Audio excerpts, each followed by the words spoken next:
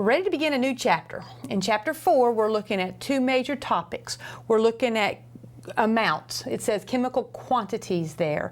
We're looking at the amount of reactants, the amount of products. We're going to learn how to do calculations where if you know how much reactant you put in, you should be able to figure out how much product you would get out. We're looking at if you know how much product you want to form, you can figure out how much reactants you would need, that sort of thing. Then we're going to look at a specific category of chemical reactions, and that's reactions that take place in aqueous solutions. Many of our reactions take place in water, and so we'll look at aqueous solutions and then common reactions in those aqueous solutions. So let's begin by talking about a topic called reaction stoichiometry. Stoichiometry is going to answer the questions, like I said, of how much product would be formed, how much reactant would you need. That's the world of stoichiometry. It says quantitative study, okay? Quantitative study means quantity, how much. And that is what the word stoichiometry really means, the quantitative study of substances in a chemical reaction. Okay, so we've got to learn a new tool. We are developing our skills of tools to use. We've learned how to do dimensional analysis with several of them. We're going to learn one more dimensional analysis tool. Okay, let's look at this reaction. We learned how to balance chemical reactions in the last section. And so we have this balanced chemical reaction where two hydrogens reacts with one oxygen to produce two waters. Now when we see a chemical reaction and we see that it's balanced that way, one way to read this chemical reaction is this way. We could say that two molecules of hydrogen reacts with one molecule of oxygen to give two molecules of water. So I've abbreviated molecule MOLEC just so it'll all fit on there. Two molecules of hydrogen reacts with one molecule of oxygen to give two molecules of water. Now that would be a very tiny reaction, okay? But it would be accurate to say that. But it is not quantities that we work with in chemistry. So we want to up the scale. Now we could up the scale to a dozen, and that wouldn't be very useful. What we could say, 2 dozen hydrogens react with 1 dozen oxygens to produce 2 dozen water molecules. Okay? But let's really up it to the scale that we usually use in chemistry. We think about it in terms of the mole scale. Remember what 1 mole is. 1 mole is nothing more than a whole bunch of those things, 6.022 times 10 to the 23rd of whatever you're dealing with, of hydrogen or oxygen or water. So we could say that 2 moles of hydrogen will react with 1 mole of oxygen to produce 2 moles of water. And that is our common way when we see a balanced chemical reaction. While it's not incorrect to think of them in terms of molecules, we will never do reactions on that size scale. It is much more typical to think about them in terms of moles.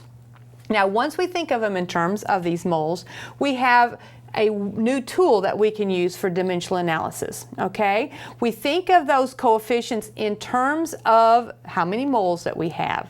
All right, so let me back that up. No, that's all I wanted to say there. Okay. So if we have, I just want you to think about this, and I want you to read the question. I'll read it out. Stop and select your answer, okay? The reaction is down at the bottom. If we had 4 moles, okay, instead of 2 of this, and we had 2 moles of this instead of 1, the question would be, how many moles of water would form? Stop, select your answer, and then resume. Well, hopefully you saw that all we did was double how much we started with, so we would double how much we would produce, and that would make 4 moles of water produced. And we're just kind of letting our understanding of doubling concept work for us with this chemical reaction. You know, if I knew it took 2 pieces of bread and 1 piece of bologna to make a sandwich, if I had 4 pieces of bread and 2 pieces of bologna, it's not a big stretch of the imagination to say, aha, I can make 2 sandwiches. And that's what we're doing here. But we're not always working with numbers that are quite that simple to think about. And so we want to learn how to do this while we can do it in our head without dimensional analysis. We want to learn how to use a tool in dimensional analysis so that we can just kind of tack it on as we're doing a whole bunch of different conversions. Okay, so how we do this is to use the coefficients in the balanced equation, okay, to convert between moles of one substance and moles of another substance. So anytime you know within a balanced equation how much you have in moles of one substance, you can convert it to moles of another substance this way, all right? To create that unit factor, now we're starting with that I had 4 moles of hydrogen. So what I do is I put, whoops, I keep messing that up. Let me try that again. Other direction. Okay, sorry. I will eventually get used to this thing. All right, so I put down here 2 mole, just the unit. I'm not putting the numbers in yet because I wanted to cancel the moles of hydrogen, so I put the moles of hydrogen down there. Where I'm wanting to go to in the question that was on the previous slide is moles of water. So I put moles of water up here.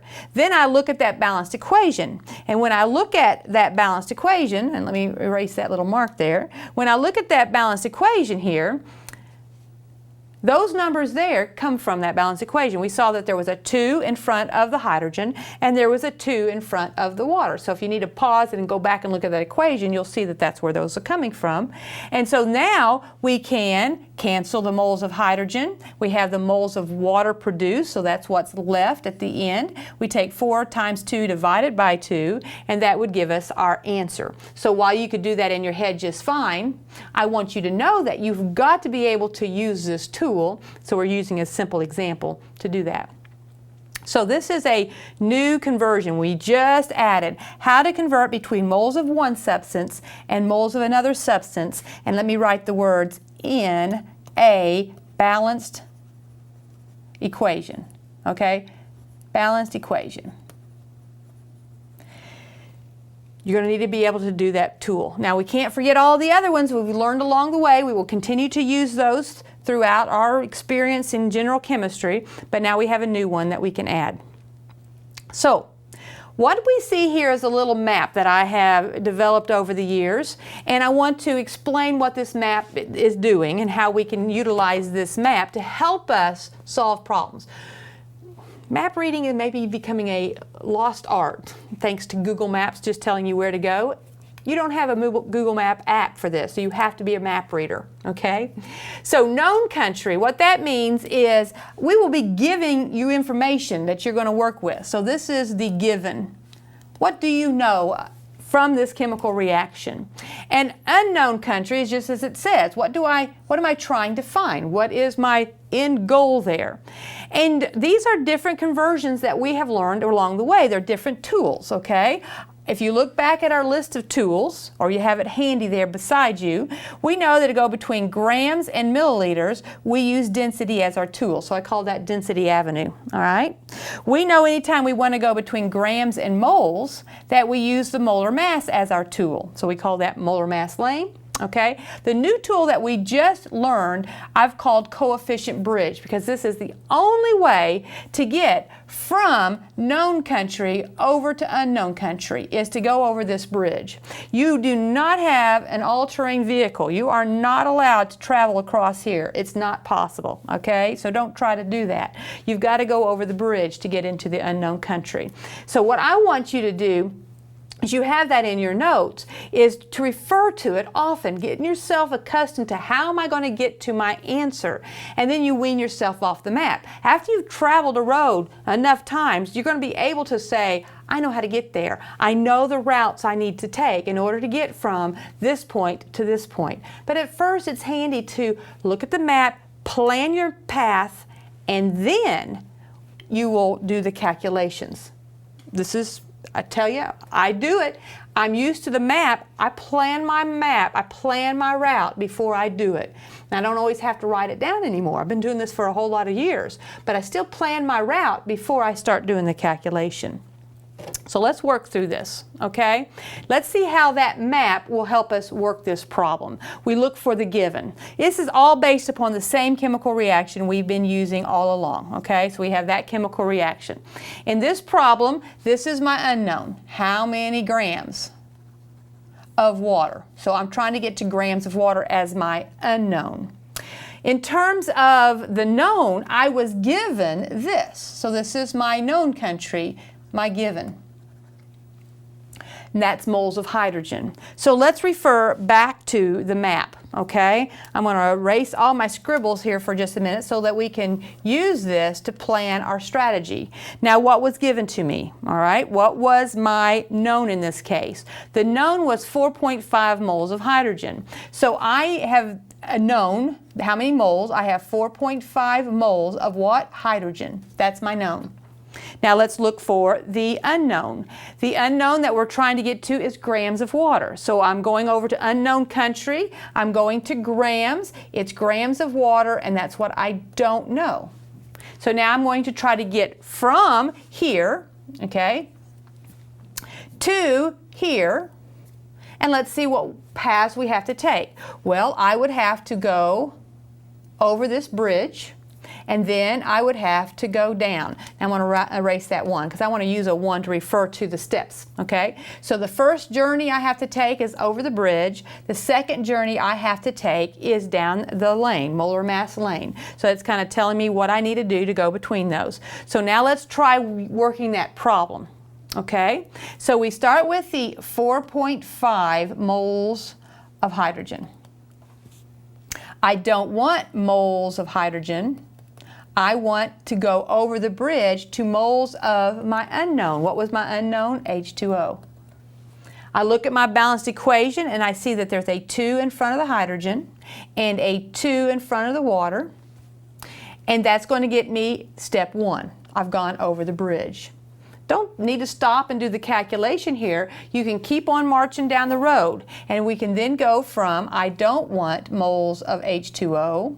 I want to go to grams of H2O. We're going to go down that lane. It's molar mass lane. So we're going to have to go to the periodic table. We're going to have to obtain those values from the periodic table. 18.02 grams, that's 1 oxygen at 16, plus 2 hydrogens, each at 1.01. Add those together, I get 16.02, and that's how many grams are in 1 mole. So now as I do that calculation, and I will take 4.5 times 2 divided by 2, so I don't really have to do that, and I take 4.5 times 18.02, let me grab my numbers. Oh, here it is, 81. Okay, that's going to give me 81 grams of water. So that is utilizing those 2 steps to get from moles to grams.